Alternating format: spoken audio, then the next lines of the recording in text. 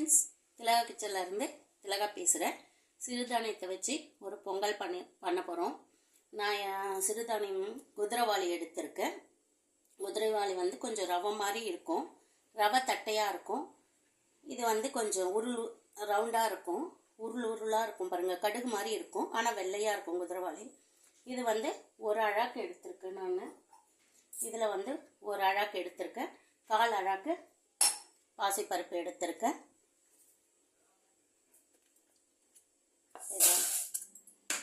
சிறுதானியத்தில் எப்பவுமே கொஞ்சம் அழுக்கு கொஞ்சம் நிறைய வரும். அதனால் ஒரு 4-5 முறை நல்லா வாஷ் பண்ணி எடுத்துக்கணும்.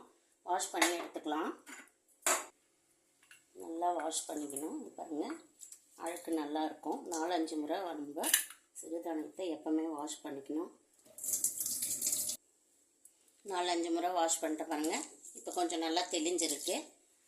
இப்போ நம்ம அதை ஃபில்டர் பண்ணி எடுத்துக்கலாம்.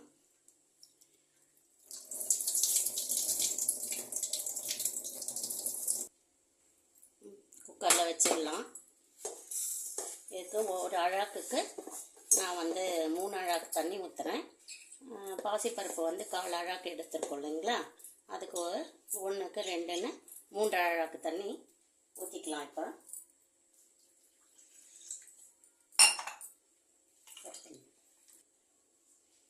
3 அழாக்கு தண்ணி ஊற்றிக்கலாம்.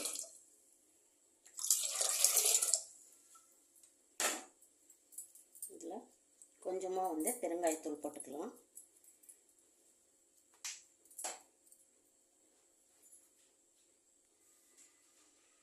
உங்களுக்கு தேவையான சால்ட்டு போட்டுக்கலாம். இப்போவே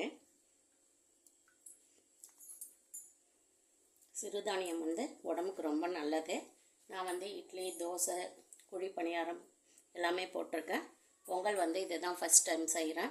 இது ஒரு 1/2 hour ஊற வச்சிட்டோம்னா நல்லாயிருக்கும். அதனால் அப்படியே மூடி போட்டு ஒரு 1/2 hour ஊறட்டும்.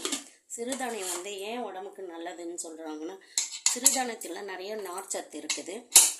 நார்ச்சத்து நம்மளுக்கு உடம்புல நிறைய சேரும்போது மலச்சிக்கல், வயிறு உப்பசம் அந்த பிரச்சனை இருக்காது. சீக்கிரம் ஜீரணமாகக்கூடிய தன்மை இருக்கும். ஜீரணமானாலே நம்ம கழிவு ஈஸியாக வரும் இல்லைங்களா. அது வந்தால் உடம்பே ஃப்ரீயாக இருக்கும். எல்லாத்துக்கும் மூல காரணம் அது தான் இல்லைங்களா. நம்ம உடம்புல இருக்கிற மலச்சிக்கல் அதுக்கு ரொம்ப நல்லது. அதனால தான் சிறுதானியம் நிறைய யூஸ் பண்ணலான்னு சொல்கிறாங்க. இது ஒரு 1/2 மணி நேரம் ஊறட்டும். இப்போ நம்ம சட்னிக்கு அரைச்சிக்கலாம்.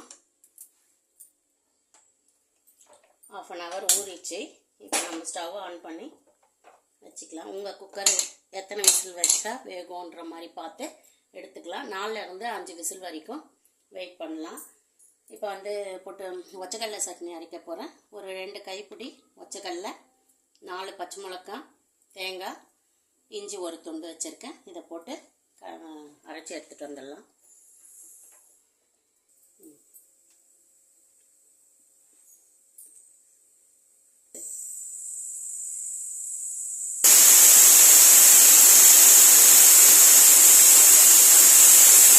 சட்னி அரைச்சி வச்சுட்டேன்.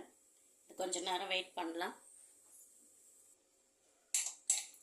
பொங்கல் ரெடி ஆகிடுச்சு.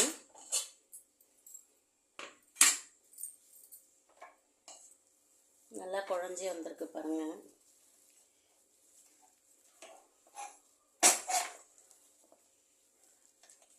நல்லா கொஞ்சம் மெசிச்சு விட்டுக்கோங்க. நான் கரெக்டாக இருக்கு, நானே எதிர்பார்க்கல. ஃபஸ்ட் டைம் செய்கிறேன்.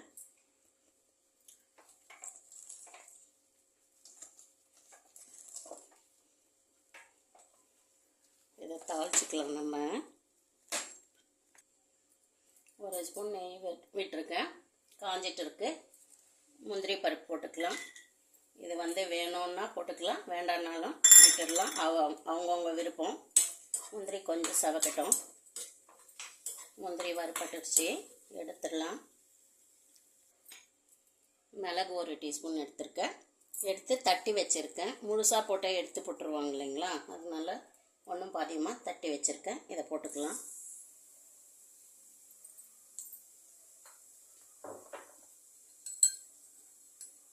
சீரகம் 1/2 டீஸ்பூன் போட்டுக்கிறேன்.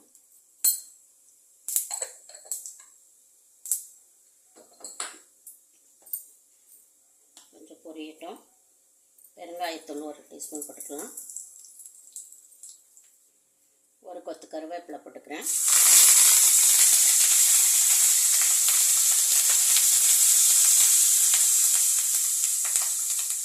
பொங்கல் அப்படியே ஊற்றிடலாம். பொங்கல் வந்து நல்லா மிக்ஸ் பண்ணி மூடி போட்டு வச்சிடலாம். கொஞ்சம் நல்லா கட்டியாக ஆகும். நல்லா மிக்ஸ் பண்ணிக்கலாம். சட்னி தாளிச்சிக்கலாம். சட்னி கடுகு உளுந்து போட்டுக்கலாம்.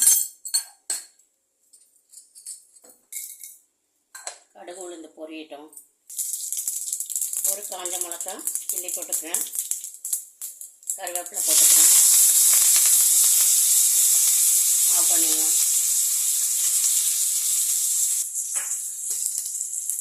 கடுகு உளுந்து இதில் போட்டுடலாம்.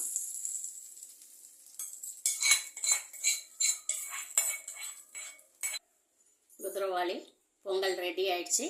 சட்னியும் தாளிப்பு கொடுத்து ரெடி ஆயிடுச்சு. இந்த வீடியோ பிடிச்சிருந்தா லைக் பண்ணி ஷேர் பண்ணி கமெண்ட் பண்ணுங்கள். ஓகே, பாய்.